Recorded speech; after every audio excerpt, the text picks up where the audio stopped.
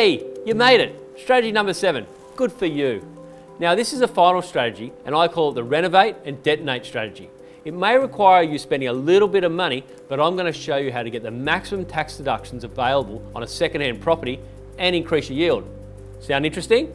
Well, here's how it works. As you know, you can no longer claim depreciation on second-hand plant and equipment items, but you can still claim the building allowance. Now the ATO has determined that these second-hand plant and equipment items have an effective life of between 8 and 12 years. If you ask me, that's a sweet spot, and I'm going to show you how to capitalise on that. 1. Target properties that are between 8 and 12 years old. 2.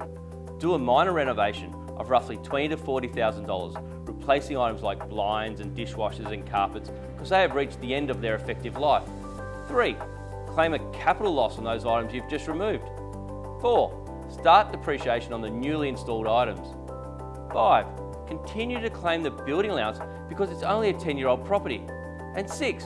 Increase your rent due to the upgrade. History shows me that if you spend between $20,000 to $40,000 on a renovation, you'll get the maximum increase in rental yield as a ratio. It'll also be the most tax effective from a property depreciation point of view. Spend more and you'll end up with a shiny new property, but rents can only go up so far. If you're interested in this type of property, meet Craig Hogg. He started The Edge Property Buyers and he worked for Washington Brown for 15 years. Why did you set up a buyers agency that specialises in second-hand properties?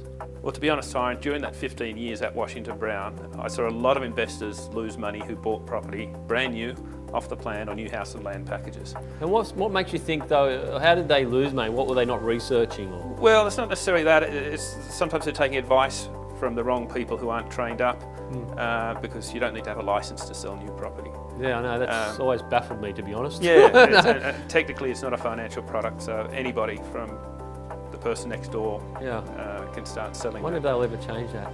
Who knows? But what, with these new depreciation law changes, did you not think, oh well, there's still a massive amount of depreciation there, or you're still going to focus and look after the second-hand property investor market? Oh, look, it was a bit of a worry at first, I must admit, because as those laws were changing, I was just setting up the business and about to start. But as we've always said at Washington Brown, depreciation is just part of the investment puzzle. You shouldn't buy a property purely based on depreciation figures. Well, Craig, you know I wrote an article called "Depreciation is on the icing on the cake." Yes.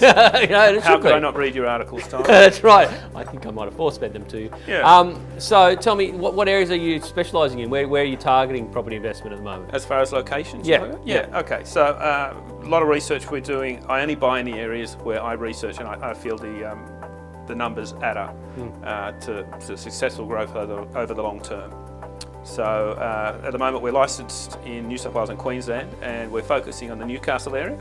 We feel there's a few more years of growth in that area due to the infrastructure spend, and I'm a big fan of infrastructure. Yep. Another area we're focusing on is southeast Queensland, from the inner ring of Brisbane to Ipswich region, where you're seeing massive population growth over the next few years as well. Sunshine Coast, north of Brisbane as well. I think, once they get more jobs coming into southeast Queensland, which I think will happen over the next couple of years, I think you're going to see good, stable growth, and it'll be the next market to move forward. And what about Sydney, Melbourne? You think they're a bit hot at the moment? I think they've peaked. Well, Sydney's definitely peaked, according to all the numbers. Melbourne's just about there. I think it's going to happen this year. Hobart, I think you're going to see some growth this year, but after that, it's sort of hard to see what's going to happen there because the market is quite small. And what about where you're getting your data from? How do you research these areas? I spend a lot of time, and it's getting population growth, interstate migration, employment data from ABS, Australian Bureau of Statistics.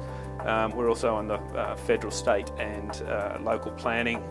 So you're researching this all the time? Constantly. You like looking at data all the time? Well, I must have been trained, looking at reports, and I believe you did 3-unit maths, time. I did. You're forced to get a mindset for the data. It's all about the data and the numbers. It is, absolutely. I believe property investment is a numbers game, quite frankly. Now, tell me, where can people contact you? Okay, well, if you go to our website, it's www.theedgebuyers.com.au, or I believe there might be a link down below. And you can book a 30-minute consultation. We can look at your scenario, whether you're ready to invest now or you're looking to do it in the next couple of years. We're happy to have a chat and we'll point you in the right direction. Sounds good to me. That's it. thanks for joining me on this 7-part series. I've really enjoyed it. I hope you've learned something, so stay tuned because there'll be more tips coming your way shortly.